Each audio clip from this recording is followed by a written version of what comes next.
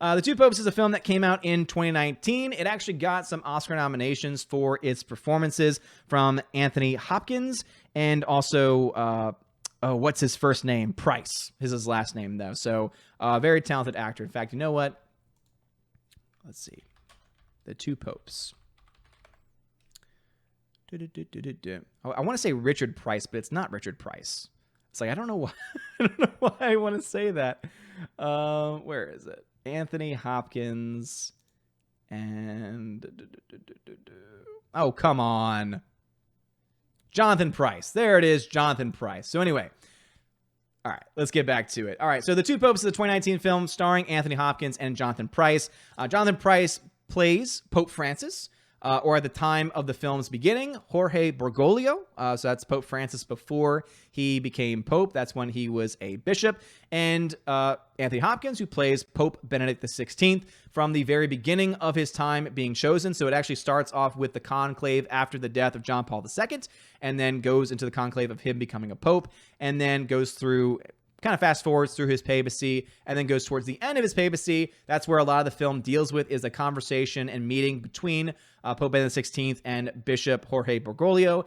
And then eventually, of course, that leads into the stepping down of Pope Benedict XVI during 2013.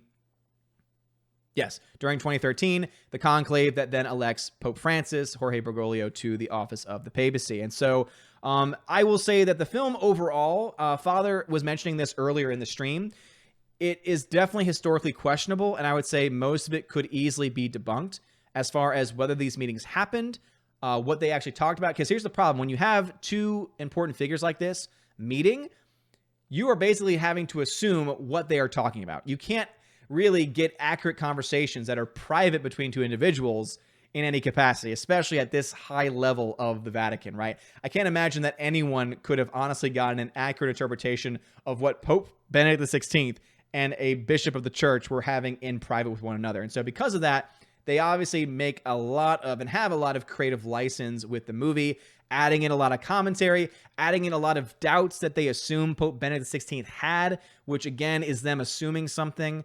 It assumes stuff of Pope Francis as well. But overall, it's a very pro-Francis film. And so as a Catholic, I have my issues with the current state of the Vatican. I think that there's a lot of confusion right now in the Catholic Church. I don't think that that's a good thing. There's a lot of great things that I think Pope Francis has done, but I think there's also a lot of bad things that have been done too in the way that he's handled various issues. But this film definitely is more on his side, because there's this mindset that it's been, and that there's this almost this like this battle between Pope Benedict and Pope Francis, when in reality, I think that's mostly been overblown. There's definitely people that are pro Pope Francis versus people that are pro Benedict XVI in the way that they handled their papacy. However, the movie taking sides here, I think, is disingenuous, and I don't like that. So there's also times in the movie that it's very anti-Benedict. So there's comments that are made about him being too rigorous and about him doing terrible things and basically taking shots at Pope Benedict XVI. And I'm like, I don't like that. That's just not cool. But other than that, I mean, there is a lot of, I would say, a lot of fair discussion to be had about both of them. So even though there are times where it's pro-Francis and anti-Benedict, most of the film, I would say, is actually pretty fair. So kudos to them for being able to make most of it okay, but there are still times where there's some blatant issues going on with it overall. However, even with the history aside, even with whether the story is accurate aside, whether or not this actually happened, whether or not these words were actually spoken, whether or not there was this really tight relationship between the two before Pope Benedict stepped down and Pope Francis became Pope, means very little to me in the fact that the film is just very well done. I mean, this is probably one of the best movies, as far as being well-made films on this list of movies that I've been going through, because it has incredible cinematography. I mean, the camera work is fantastic. They have these scenes where they do close-ups on Jonathan Pryce and on Anthony Hopkins, and you just get to see these actors work, and you get to see them interact with each other and react to what they're saying, and it's just so beautifully well done. The editing to this film too is very well paced. You never feel like there's a wasted moment. You never feel like things are dragging. Everything moves at a very nice clip for a film that is roughly 2 hours or so, and it's just very well done, I think. It's just very well put together, very well paced. There are some weird color issues that happen in the film. So at one part of the movie, they go back into the history of Jorge Bergoglio, Pope Francis, and they go into decisions that he made while he was a priest, while he was a bishop. And when they're in the past, they show it in black and white. I think that was a artistic choice to try and say, oh, look, this is an older time in history. The problem is that they're not consistent with the coloration sometimes. So there's times when they show you black and white, and then at one point in time, it actually fades to color. And at that point, I said, why are you fading to color? What is this trying to convey? I mean, it's like you're trying to be artistic, but you're not making it clear what the artistic value of transitioning from black and white to color is actually going to be. You know, you think about films like Wizard of Oz, where, oh, you're going from this black and white or more of sepia tone of Kansas into this beautifully colorful, amazing position of the Land of Oz, right? That makes sense. That transition from black and white or sepia then to color makes sense. This one just doesn't. So they're in the past, but then there's this color change that happens. So again, it's this weird thing that they're doing with the colors. But that's really the only bad things, like as far as like the film aspect, not story, but film aspect, that I really had a problem with was that. The last thing I want to talk about, though, and this is what really sold the movie for me and made me fall in love with it, was the acting. I don't think I can remember a time where Anthony Hopkins was just so much in his element. Jonathan Pryce, too. And here's the even cooler part. A lot of the times they're speaking in Latin to each other, and it sounds good. I mean, you can tell that they practiced for it to sound like Latin should.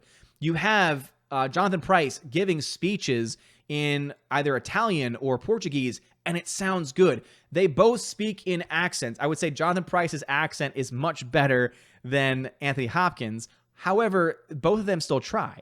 And so the whole time I felt like I was watching Pope Francis and Benedict XVI. Like, obviously, I can still tell that they're actors, but because both of them just totally bought into their roles, totally bought into their characters, I believed it. And that's something that's so important when you talk about biographical films like this.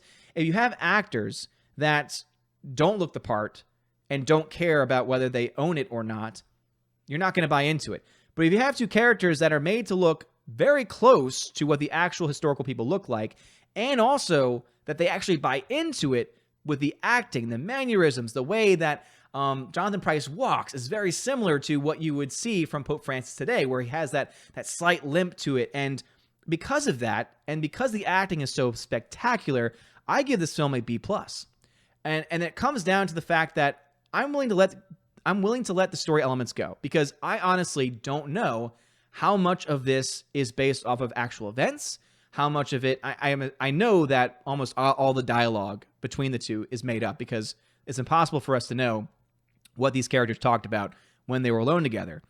But because the film is just a well-made movie, I have to give it high marks. And so I give this film a B+. Father, I know that you did not like the movie, and I can totally respect the fact that you didn't like it because of historical inaccuracies, because of the content, but it's just a well-made movie. And so this is a film where I think even if you're not Catholic, you would actually be able to enjoy it. If you like two actors that are older, seasoned, know and have their craft memorized, and really just are fantastic at what they're doing, and just the whole time I was watching it, I was like, you know what?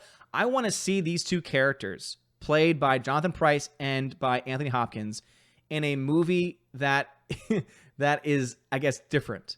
That has a different writer to it, because I kind of just want to see this story continue, even though it's set. Like, if they were to say this is a fictional universe featuring these characters, I would actually love that, instead of them trying to go for this is based off historical elements. And at the end of the movie, they make it clear at the credits where they're like, these are obviously inspired by real events. Anything that's portrayed and any lines that are said in here are fictionalized. And so they do make that clear, but I kind of wish that they had this fictionalized universe, because I would love to see these two actors coming in again. And also, as you said, it is also something that is original. And that's very rare nowadays, that you would have something that's an original film dealing with characters in this way. All right. I've already done my review of Klaus. You can check that out over on the Welcome to Asgard channel. And so the last film that I get to review tonight is Onward. But I want to make sure everyone's doing okay. Is everyone fine? Is everyone okay? We still got 67 people in here. Yes, Hypern, a Pope cinematic universe. That's what I want.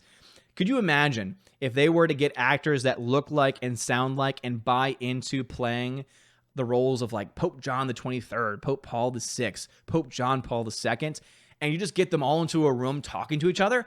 I would love that. I would actually love that. I would love a Pope cinematic universe. Let's do it. Let's get a papal cinematic universe. We'll call it the PCU. Let's get the PCU going. That's what I have to say. Let's get the PCU going. Have fun with that. Oh gosh, as Tina's gossiping. Y'all are gossiping behind my back. I see you say that, Tina. Tina and Steph gossiping behind my back. Patooey, how dare you? I'm glad that y'all enjoyed the PCU though. We got a Pope off going on. Yes.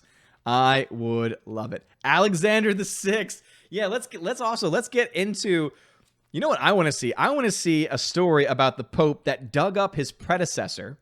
I think it was Pope Stephen the something. He dug up his predecessor, put his predecessor's corpse on trial, and declared his predecessor's corpse a heretic.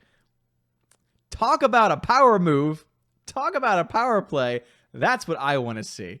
Pope John Paul Vampire Killer. Yes! Let's get it. A PCU, man. Let us get it going.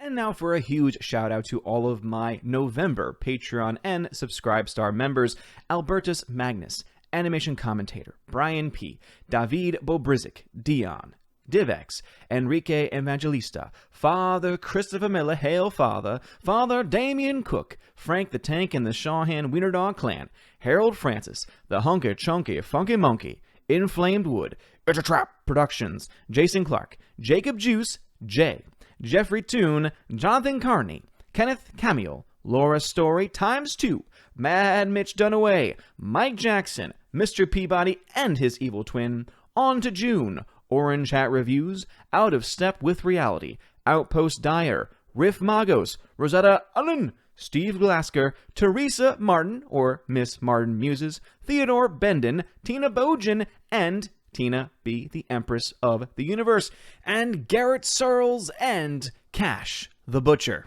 Thank you all for being my Patreon members, and a shout out, of course, to my Subscribestar members: Stand For, John B., Perpetual Punster, Robert Revo, Mr. Roy, Glinzer, Darkstar57, J. Alex McCarthy Jr., US 888209 Fast, Dean Heiss, J. Rod the Beer Guru, Nabadan G. Adams, and ZK-Man, and Andrew Hoyle. Thank you to my Subscribestar and Patreon members for supporting me for this month. I hope that you are enjoying your perks of getting access to things like a podcast, to giveaways, and also, of course, to other exclusive content. I know I've fallen a little bit behind with the birth of Baby Thor, and so I thank you very much for your patience and, of course, for your continued support. You guys are all amazing and beautiful people. Have a wonderful day, and as always, God bless.